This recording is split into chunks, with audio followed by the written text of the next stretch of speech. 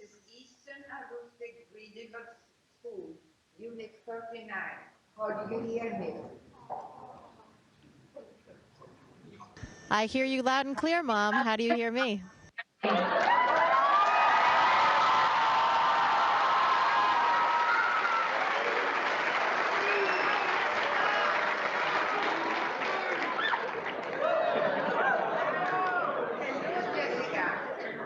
are excited to spend a few minutes with you and very anxious and to share this with the students of District 39. The auditorium is packed and we are ready for the first question. Good luck.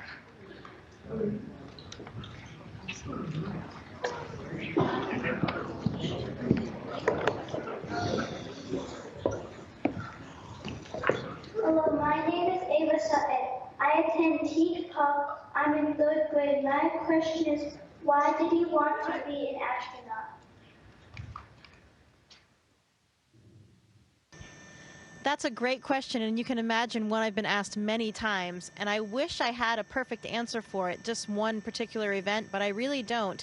I think maybe it had something to do with the fact that I was always curious as a child, and what has really driven me throughout my life is this spirit of exploration. Maybe that was because growing up in the small town in Caribou, we spent a lot of time outside in nature, in the trees, and I was fascinated with science and nature and the world around me.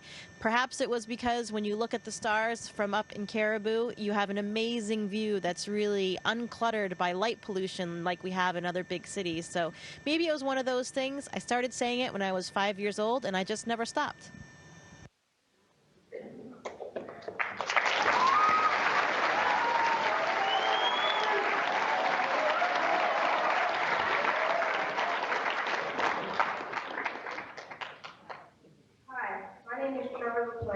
I am in 4th grade. I attend Caribou Middle School. My question is, what are your favorite memories of Caribou, Maine? My favorite memories of Caribou, wow, that's a tough one. There's so many. Of course, as you all know, I was born there and I was there until I graduated high school. So all of those formative years, I think the most important ones to me were events and time that I spent with my family, some of who are there with you today, my mom and my sister, and also my friends. I love the fact that we could always, as kids, run around and play outside. It was a very safe community, and we could spend a lot of time in nature. We had a small camp, up at Madawaska Lake, which was really nice to go to in the summer, canoeing around, biking around with my siblings and my parents and all my friends. So I think all of those things. One of the things that I really loved, too, about being a student and being in high school was that back in those days, you could somehow there was time to do everything. All of my interests I was able to pursue, whether that was sports or music or reading or any of the academic pursuits as well. There was always time for everything. And I don't know how that is still. I think you'll see as you get older and as you're an adult, time just disappears, and sometimes it's difficult to pursue all those other things that you had as hobbies back then. So appreciate them now.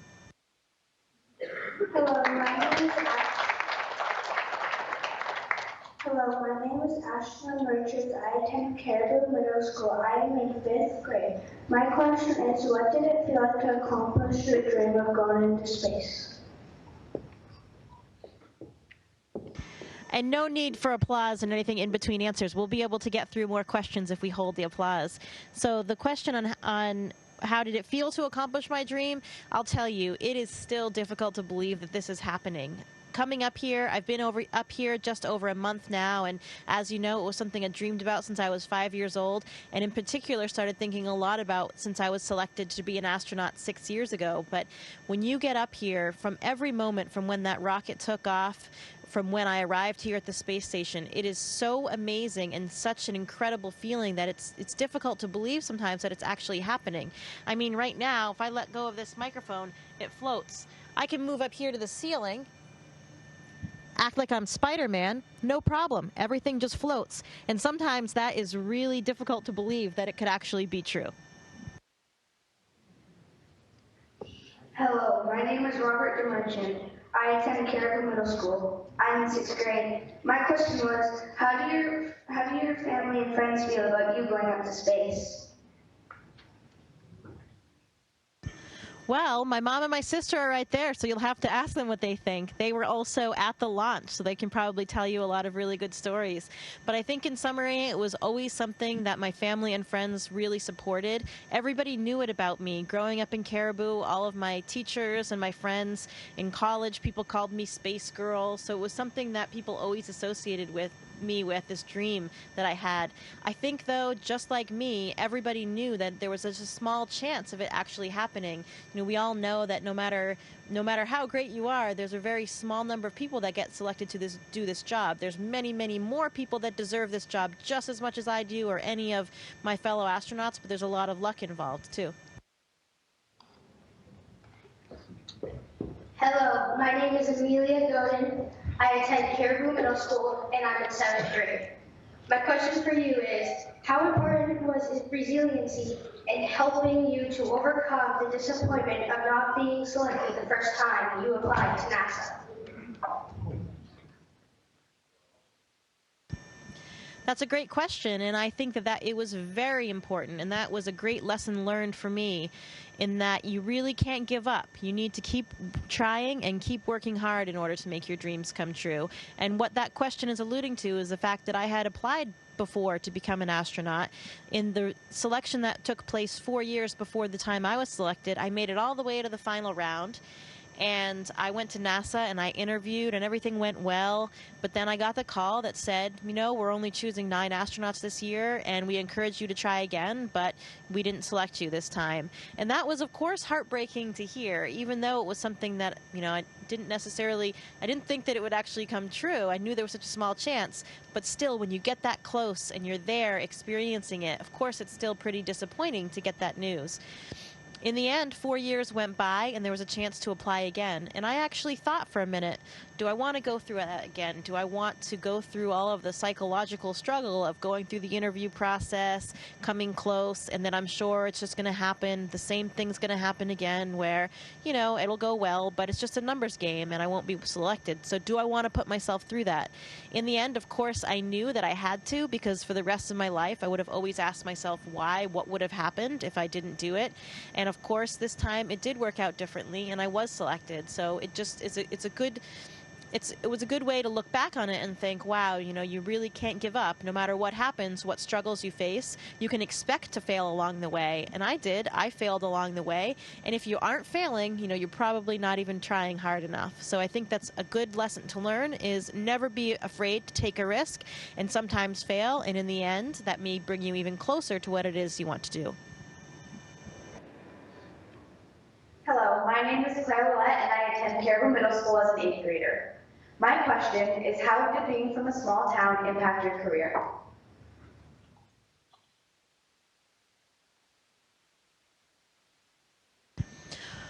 Well, I think that first of all, it certainly did not have a negative impact. If anybody ever thinks, you know, I'm from some small town in the middle of nowhere compared to all these big city kids that have more access to better resources and that kind of thing, it certainly didn't have a negative impact. And I would argue that for me, it actually had a very positive impact on my future and on my career, because I think that it gave me a wider perspective on all these different aspects of the world. If I look at the types of places where I've spent my life, where I grew up in Caribou, where I went to university, places I've traveled, I think one of the things that really makes you a valuable contributor to society in general is to have a really broad and diverse way of looking at the world. And that was something for me that experience in Caribou gave me, that small town view, which really is a majority. A lot of people in our country come from similar places like that. And I think it allowed me to think a little bit differently and to identify with a lot of different types of people, which served me very well and helped me not only get along with others and teamwork type activities, but to also just appreciate different points of view. So I think for me, it was a great contribution to where I am now. Hello, my name is Colin Dumont. I attend Caribou High School and I'm in the 9th grade. With the impending approach of Kessler syndrome, how will we help solve the problem of space junk? That's a great question, and I wonder if everybody in the audience knows what the Kessler syndrome is. Would you like to explain it to them?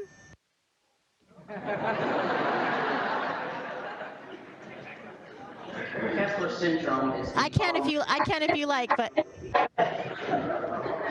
It's space junk orbiting the planet that collides to create smaller particles that within 20 to 40 years could create a dust storm, destroying anything that attempts to leave the atmosphere.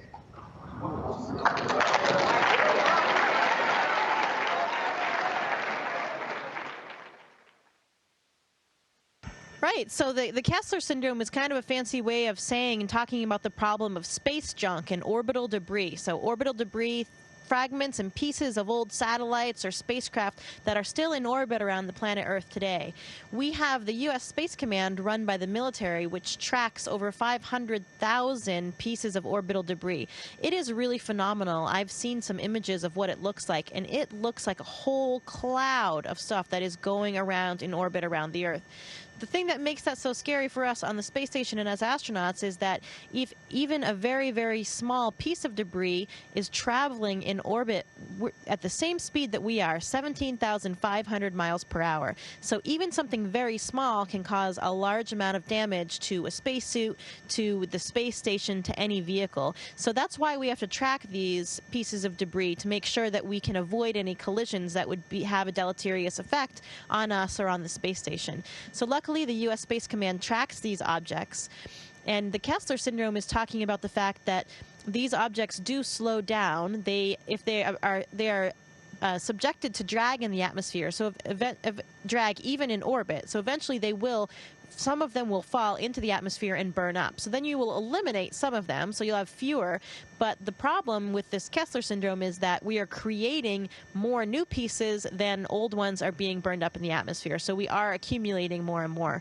NASA is very aware of this, and we have an office called the Orbital Debris Management Office that looks at these objects that are all tracked, and then they look and evaluate if we need to make any maneuvers. So we can actually move the space station up or down a little bit. We can reboost in order to get out of the way of it if there is going to be an impending impact with an object. And NASA is looking at ways for the future to try to get rid of some of these pieces of orbital debris. One of the things that they tried recently was a net, which they deployed from the NanoRacks facility. It was a small net that was able to catch a small NanoRacks satellite as a technology development for something that might be used in the future. But we definitely need some creative ideas on this. So if you guys have any ideas, you should definitely start thinking about them, start thinking about how to implement them, and let NASA know. Hello, my name is Meir. I attend Caribou High School and I am a sophomore. My question is, whose support impacted you the most to achieve your ultimate goal of being an astronaut? Well, I was very, very fortunate to have a lot of support, like I mentioned before, from my family and friends all along the way. And I think just always having that positive encouragement of people actually supporting me and believing that it could happen really made a difference. And I think most importantly was the fact that I was very lucky to have incredible mentors throughout my life, especially in the more advanced years. So when I was at university and in graduate school, I had mentors who were not only at the top of their field in science, but they were also amazing people. And that made a big difference for me in terms of the fact that they didn't only care about me as a scientist or the data that I was collecting, they also cared about me as a person. And I think that helped me be successful at what I was doing, and also really just made me happy in pursuing all of these things. Hello, my name is Elena Quinlan. I attend Caribou High School as a junior, and my question is, how has your interpretation of space and being an astronaut changed before and after your spacewalks?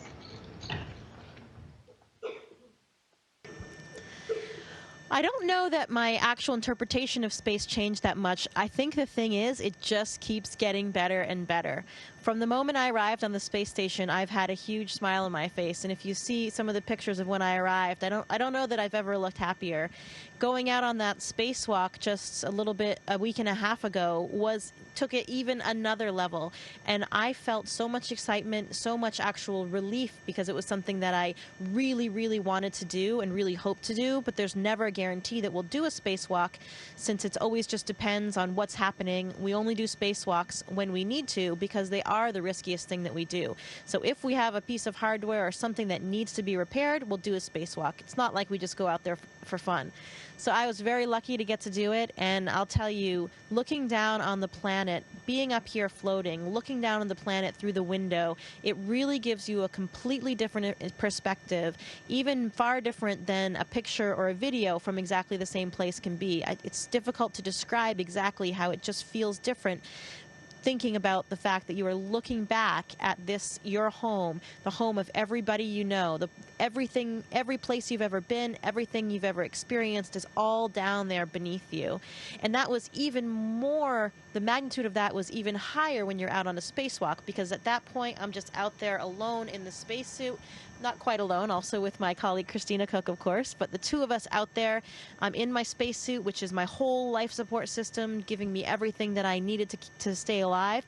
And you look down and you can just see your boots, nothing but your feet and the earth below you. And that feeling, it just is absolutely awe-inspiring, thinking about the magnitude of where we are and how insignificant really we are as humans in the role of the planet, in the role of the solar system, in the whole universe, and looking down at this very, very special planet Earth that we know we need to protect, this very fragile, thin atmosphere, the oceans and all of the land masses. We need to do our best to conserve and protect these, because we only have one home.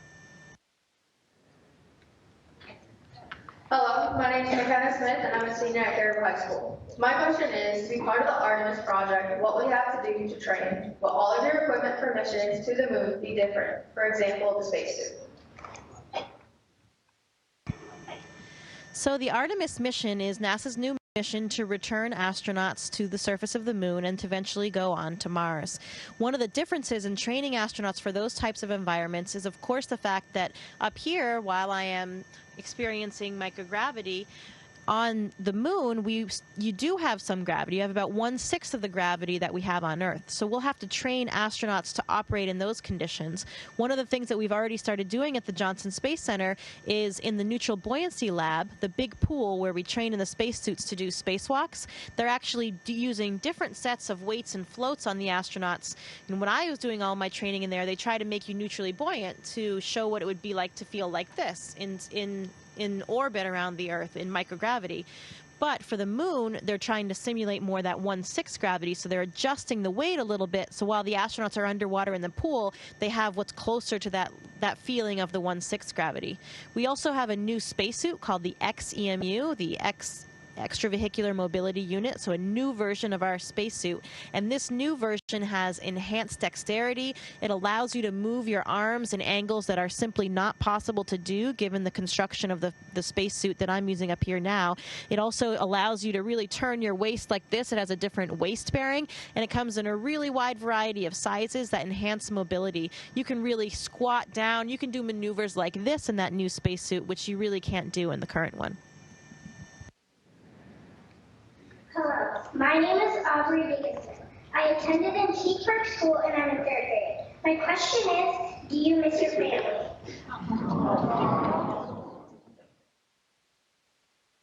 Well, I better say yes, right? Because my mom's right there with you. And of course, the answer is yes. I do miss my family and friends, but the nice thing is, and one of the most important things about me being up here, is that I'm trying to do my best to share this adventure and share this mission with my family, my friends, and with all of you down there. Because I am the lucky one that gets to be up here, but I am not the only person that made this possible. There are thousands of people at NASA that are supporting this every minute, every step along the way. We really owe everything that we do up here to all of them. And I owe everyone all along the path that I had, all along my journey, starting right there in Caribou. And so, yeah, the answer is I do miss them, and hopefully I'm making it up by helping to share it with them as well. Dr. Meir, on behalf of the teachers, the staff, the students, and the administration of RSU 39, we would like to thank you for your time today and for answering these student-generated questions. You are an inspiration to all of us here at RSU 39. for your perseverance, your determination, and your commitment to achieving lifelong goals. Thank you for encouraging us to dream about our own future. You are a true role model for today's younger generation. Thank you.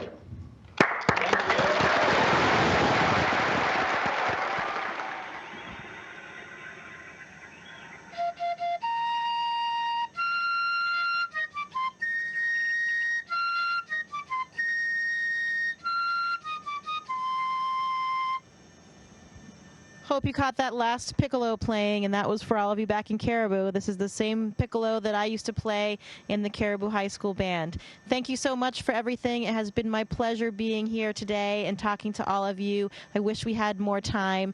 I will point out these lettuce plants growing right here. 2 different wavelengths of light. If you look at my Instagram, you can see more photos of that. Thank you, everybody. Station, this is Houston ACR. That concludes the event. Thank you to all the participants from Eastern Aroostook Regional School, Unit Number 39. Station, we are now resuming operational audio communications.